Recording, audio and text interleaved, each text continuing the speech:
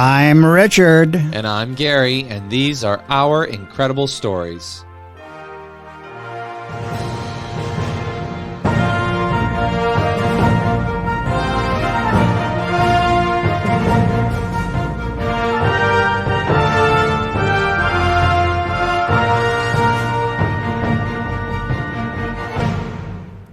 Hello and welcome back to all of our listeners from around the world and across the United States. We're happy to have you back with us for another incredible story.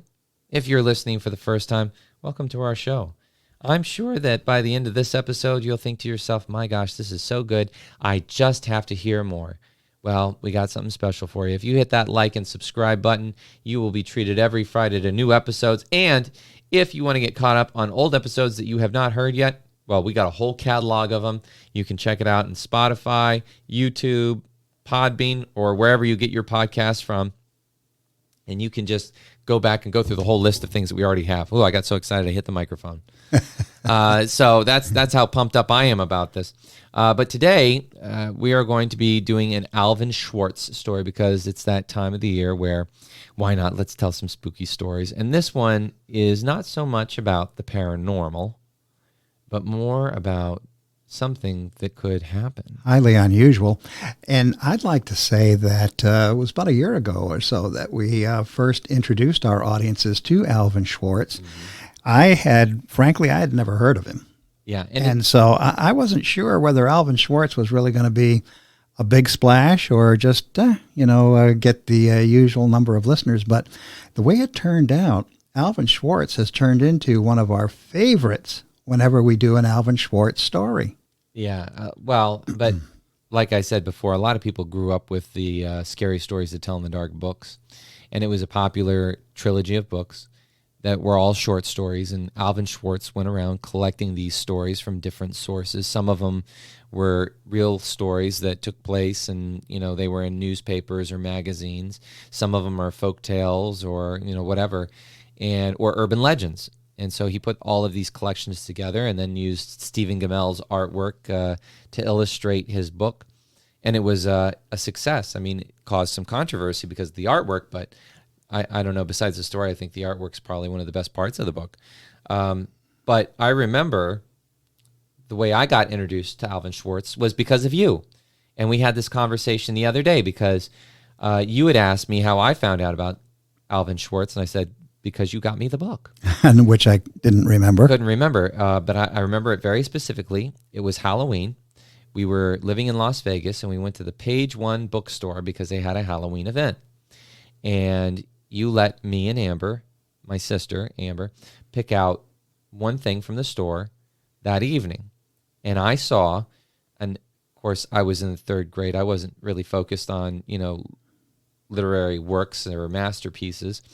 But I remember that there was a coffin, a cardboard coffin that was sitting on the shelf, and inside of the cardboard coffin was the Scary Stories to Tell in the Dark book. And the moment I saw the cover, which was this rotting corpse head coming up out of the ground, and it had a corncob pipe coming out of its mouth and this wicked grin, I knew that I wanted to read that book. And it also came with an audio cassette and a vial of fake blood. Wow, what a set, huh? What a set. And I thought, oh, that's great. And I remember that night I went home after the Halloween event, and I had a tape player next to my bed. And I put the tape in, and I started listening to it. And I got through the big toe, and I thought, this is too scary for me right now. I should not be listening to this. Yeah, especially in the dark. In the dark, alone. And so I kind of scared myself a little bit too much. I did, however, finish listening to the tape and thought to myself, wow, that was great. And it was a famous actor that they got to do the audio book, and I can't think of his name right now, but it was so well done, and I always enjoyed it, and I always enjoyed looking at the pictures because I found them fascinating. I wasn't scared by them. I was intrigued by them. But then that kind of started a lifelong appreciation, I think, of storytelling, not just because you would tell us stories, but because I found those stories to be interesting. And when I found out how he came up with them and where his sources were, I thought, wow, That's such an interesting job to have, being a storyteller. Yeah, and Alvin Schwarz was a fantastic storyteller. Like you say, many of his stories were inspired, excuse me, by true events or other stories or whatever. He looked all over for his sources, and then he turned them into his own creations. Right. And so that premier book there, Scary Stories to Tell in the Dark. To Tell in the Dark is one we continue to recommend if you haven't heard of Alvin Schwarz and you like what you hear this evening. That's a great place for you to start once you've finished listening to our podcast. Yeah, and tonight. if you go to Amazon, I have Kindle on my phone, and so I purchased, I think it was for $17 for my Kindle, all 3 books: Scary Stories to Tell in the Dark, More Scary Stories to Tell in the Dark, and Scary Stories to Chill You to Your Bone. Yeah, and he's got a lot more books besides that, too. He does. He also has one that's limericks and stories and poems and stuff like that. Yeah. He has a whole range of stuff. So it's, if you go on, you can easily find it. And they're not that expensive. And I like having it because, I mean, quite frankly, sometimes carrying a book around with you is a little bit cumbersome. So having it on my phone, if I want to read a story or whatever, I have it available to me. Yeah, and you could easily become an Alvin Schwartzaholic. So tonight we're going to hear a fantastic story. And let's go ahead, maybe before you actually tell the story, Gary, of alerting our listeners to its origins. We've mentioned that Alvin used a variety of sources. And this story tonight that you'll be telling dates all the way back to 1889. A similar true life story was reported out in the Detroit Free Press in Michigan in 1889. Then it surfaced again all the way across the ocean in London, England. The London Daily Mail in 1911 published a similar story. Yep. And then it started to grow. And by 1950, Hollywood had discovered it, and they did a movie. What was the name of that movie in 1950? Let me pull it up real quick. It's not one of the titles you'd recognize, not one of the bigger hits, but nevertheless, it was probably a B movie, the second movie that they would show in the movie theaters after or before an A movie. It says the title of the movie was So Long at the Fair. So Long at the Fair. 1950. 1950. So that's the earliest movie version we're aware of. And so then, somewhere along the line, Alvin Schwarz came across it, and he did his own version. So with that, are we ready to have you tell a scary story best told in the dark? Oh, I think I'm ready. Now, let me warn you, folks, if you are listening to this and you're traveling overseas, or you're staying in a hotel room, or you're visiting people that you've never met before, this definitely might send shivers down your spine, because it's not a, like I said, paranormal story. This is a story that, well, it's weird. I don't know if it's weird. It's just, the question, I guess, is could it happen? Could it actually happen? All right, it's called Maybe You Will Remember. Mrs. Gibbs and her 16-year-old daughter, Rosemary, arrived in Paris on a hot Monday in July. They had been on vacation and now were returning home. But Mrs. Gibbs did not feel well, so they decided to rest in Paris for a few days before going on. The city was crowded with tourists. Still, they found a place to stay at a good hotel. They had a lovely room overlooking a park. It had yellow walls, a blue carpet, and white furniture. As soon as they unpacked, Mrs. Gibbs went to bed. She looked so pale that Rosemary asked to have the hotel doctor examine her. Rosemary didn't speak French, but fortunately the doctor did speak English. He took one look at Mrs. Gibbs and said, "Your mother is too sick to travel. Tomorrow I will move her to a hospital, but she needs a medicine. If you go to my house to get it, It will save time. The doctor said he did not have a phone right now. Instead, he would give Rosemary a note for his wife. The hotel manager put Rosemary into a taxi and in French told the driver how to find the doctor's house. It will take only a little while, he told her, and the taxi will bring you right back. But as the driver slowly drove up one street and down another, it seemed to take forever. At one point, Rosemary was sure they had gone down the same street twice. It took almost as long for the doctor's wife to answer the door, then get the medicine ready. Rosemary sat on a bench in the exam room, waiting. She kept thinking, why can't you hurry? Please, hurry. Then she heard a telephone ring somewhere in the house. But the doctor told her he did not have a phone right now. What was going on? They drove back slowly as they had come, curling up one side and down the other. Rosemary sat in the back, filled with dread. Her mother's medicine clenched in her hand. Why was everything taking so long? She was sure the taxi driver was going the wrong direction. Are you going to the right hotel? She asked. He didn't answer. She asked again, but still no reply. When he stopped at a traffic light, she threw open the door and ran from the cab. She stopped a woman on the street. The woman didn't speak English, but she knew someone who did. Rosemary was right. They had been driving the wrong direction. When she finally got back to the hotel, it was early evening. She went up to the desk clerk who had given her the room. I'm Rosemary Gibbs, she said. My mother and I are in room 505. May I please have the key? The clerk looked at her closely. You must be mistaken, he said. There is another guest in that room. Are you sure you're in the right hotel? He turned to help someone else. She waited until he finished. You gave us the room yourself when we arrived this morning, she said.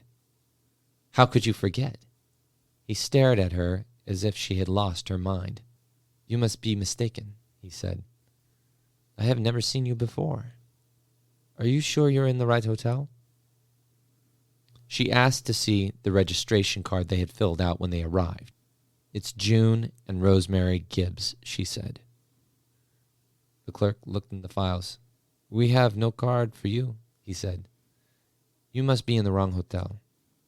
The hotel doctor will know me, Rosemary replied. He examined my mother when we arrived. He sent me to get the medicine she needed. I want to see him. The doctor came downstairs. Here's the medicine for my mother, Rosemary said, holding it out to him. Your wife gave it to me. I've never seen you before, he said. You must be at the wrong hotel. She asked for the hotel manager who had put her in the taxicab. Surely he would remember her. You must be in the wrong hotel, he said. Let me give you a room so you can rest. Then maybe you will remember where you and your mother are staying. You must be in the wrong hotel, he said. Let me give you a room where you can rest. Then maybe you will remember where you and your mother are staying. I want to see our room, Rosemary said, raising her voice. It's room 505. But it was nothing like the room that she remembered. It had a double bed, not a twin bed. The furniture was black, not white, and the carpet was green, not blue. There was something else. Somebody else's clothes were in the closet. The room she knew had vanished. This is not the room, she said. Where is my mother? What have you done with her? You are in the wrong hotel, the manager said, patronizingly, as if he were speaking to a young child. Rosemary asked to see the police. My mother, our things, our room, they've all disappeared, she told them. Are you sure you're at the right hotel? They asked. She went to her embassy for help. Are you sure you're at the right hotel? They asked. Rosemary thought she was losing her mind. They didn't. Why don't you rest here for a while? They said. then maybe you'll remember. But Rosemary's problem was not her memory. It was what she didn't know. So, in the notes section of the book, what Rosemary doesn't realize is that her mother was infected with a type of plague. Bubonic plague. Mm-hmm. A highly contagious virus. And if anybody had found out that her mother was infected with the plague, there would have been panic, especially at this nice hotel. It would have been, it would have ruined the business. It would have been devastating. Created panic throughout the city. Yes. So there was a massive cover-up. Massive cover-up. So what they had decided to do is to give themselves enough time to get rid of the mother's body, because shortly after Rosemary left the hotel, her mother died. So while she was going up and down the streets and they were just kind of taking her for a ride, they removed her mother's body and they secretly buried it in some cemetery somewhere in the city. And then they removed the carpets, they repainted the walls, they changed out the furniture, they got rid of all of the stuff that was in there that could have been infected by the virus. Did a complete remake to cover up everything that had happened, unbeknownst to Rosemary. Now, it doesn't say if Rosemary found out later, which I'm assuming she probably did, especially since it speaks about it in the notes. Now, I'm sure that that's not the real person's name, but it's interesting because if this had occurred in 1885 or 89, whenever it was, it seems possible that something like that could have happened. Oh, easily, because of the panic that would be spread by this horrific, plague, bubonic plague. Oh my gosh, that's enough to strike fear in the hearts of anyone. And so they'd go to any extreme to take care of it. Now, between 1889 and this century, when Alvin Schwarz wrote his story, it's gone through an awful lot of revision to where you probably can't separate the fact from the fiction. But this type of story, Gary, still holds a lot of fascination for people because recently, within the last couple years, a movie came out called Unknown, starring Liam Neeson. Unknown by Liam Neeson, and he and his wife are in Berlin, Germany. Yeah. He's involved in a car accident. She's not. The taxi he's riding in is in a horrific accident, and he goes unconscious. When he comes to, everything has changed, and he goes back to the hotel. Nobody recognizes him. No, are you sure you're at the right hotel? Blah, blah, blah, blah, blah. And it greatly resembles this plot line. So if you want to see a modern version of the Gibbs story, Unknown, starring Liam Neeson. Yeah. Great movie. Movie. I've watched it 2 or 3 times. There's a few stories like that. Now, there is one that's it's similar in one way. You see, back in those early days, there's a lot of things that could happen that people could get away with. Because, I mean, this was pre-news. This was pre-social media, all that kind of stuff. But there was a story about a killer named H.H. Holmes who lived, I think it was in Chicago. It was somewhere in the United States. And he had a hotel. And he would often kill his victims in the hotel. And they would disappear. And he had one floor that was specifically meant for that. And he would select people because some people would stay there and they would leave the hotel and never know anything was going on there. And some people would come in but never return. And this went on for some time before he got caught. But nobody knew about it. And it had gone on long enough that there were a good number of people that had disappeared at his hotel. So, and that was back, I think that was either the 1800s or the early 1900s. But again, things like this back in those days could happen without hardly anybody being aware Right, of what was really right. going on. Just didn't have the media that we have today. No. Yeah. So another great story from Alvin Schwarz, who time and again proves to be a favorite with our listeners around the world. Absolutely, absolutely. So if you enjoy these kind of stories, if you want to hear more, you know where to find us. Every Friday, we got new episodes. We hope that you join us again for another incredible story. Until then, I'm Richard. and I'm Gary, and that was a great Alvin Schwarz story.